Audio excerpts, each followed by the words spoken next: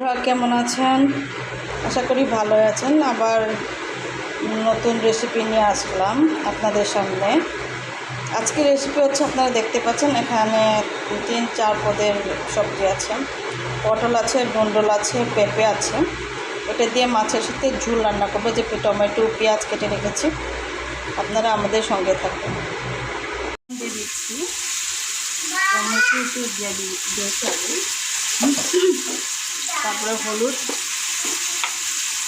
1 চামচ হলুদ দিয়ে দিন।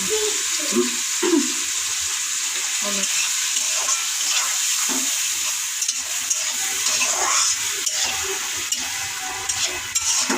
তারপরে এটা ভালো করে কষিয়ে নেব। এই যে টমেটো দিয়ে কষানো হচ্ছে, ভালো করে কষিয়ে তারপরে সবজিগুলো দিয়ে দেব।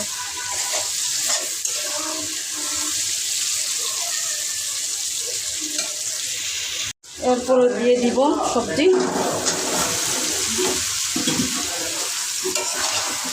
এখানে পেঁপে আছে, ডুন্ডল আছে, তারপরে হচ্ছে পটল, আলু, সব কিছু মিলিয়ে 5 মশলা করে খেতে ভালো লাগবে। একটু কিন্তু মাংস খেয়েছি, সবজি দিয়ে মাছের ঝোল আর একটা ভাজি করব। কষানো হচ্ছে, কষানোর পরে পানিটা দিয়ে দিই, ভালো করে কষিয়ে নিয়েছি। অনেকক্ষণ ধরে কষিয়ে নিয়েছি। এখন পানিটা দিয়ে দেবো। পানিটা একদম তো, এখন পানিটা দিয়ে দিলাম। এই যে পানি দিয়ে দিলাম, আর একটু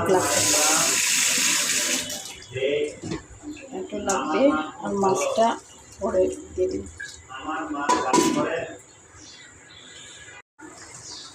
মাছটা ফুটে উঠেছে, এখন দিয়ে দিব মাছ। আজকে 2 ধরনের মাছ। বড় মাছ হচ্ছে বাচ্চাদের জন্য, ছোট মাছ আমরা খাবো। বাটা মাছ দিয়ে রান্না।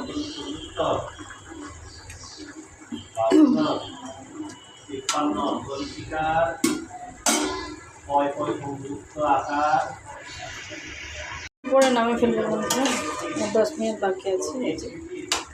সুন্দর করে পেকে গেছে সবজি।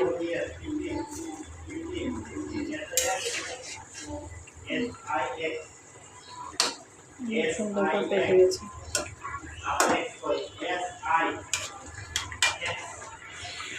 রান্না হয়ে গেছে বন্ধুরা। এই যে একদম পানি কমে গেছে, পড়ে গেছে।